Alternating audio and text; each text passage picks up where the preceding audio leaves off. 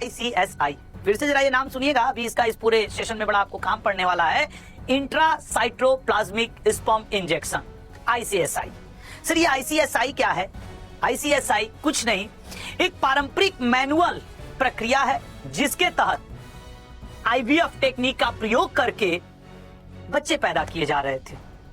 और इसमें अगर इसको मोटे भाषा में आपको मैं समझाना चाहूं कि मानो IVF टेक्निक का प्रयोग, इसमें होता क्या था, ये ICSI तकनीक में जो कि मैनुअल पारंपरिक विधि यही है इंट्रासाइटोप्लाज्मिक स्पर्म इंजेक्शन की, कि इसमें स्पर्म सीधे एग्स के अंडे के संपर्क में आता था, फिर उसको ओवरी में इम्प्लांट कर दिया जाता था।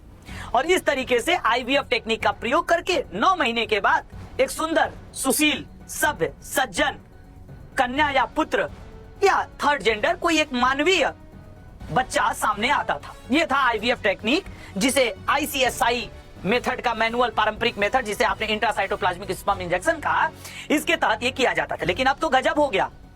अब तो वो हुआ जिसका हमारे आपके पिताजी, दादाओं ने, परदादाओं ने जिक्र किया था कि क्या मशीन बच्चा पैदा करेगा? क्या हाँ, मशीन बच्चा पैदा करेगा।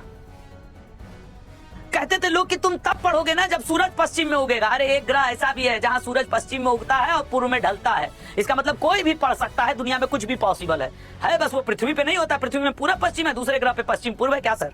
ऐसे ग्रह भी मौजूद हैं। आज हमारे साथ भी एक ग्रह मौजूद है, हमारे मित्र मौजूद है। आइएगा सर, साथ ही आइएगा, हमारे मित्र मौजूद है, क्योंकि मुद्दा ही इतना ज्वलंत है कि दुनिया में पैदा हुआ पहला AI बच्चा अमेरिका में पैदा हुआ।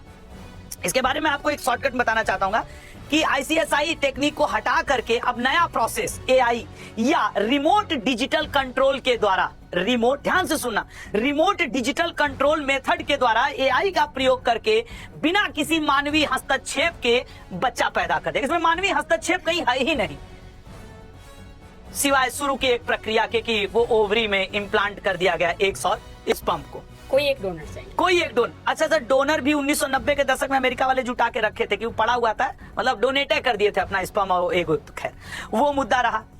अब इस पूरे प्रक्रिया में जैसे होता है 9 महीने में डॉक्टर बच्चे का ग्रोथ देखेंगे, बच्चा सेल डिवीजन कैसा हो रहा है, बायोलॉजिकल चेंज कैसा हो रहा है, भ्रूण की ग्रोथ कैसी हो रही है, ये सब डॉक्टर ऑब्जर्व करते थे। कोई जरूरत नहीं है, मत करिए ना आप ऑब्जर्व, AI है ना,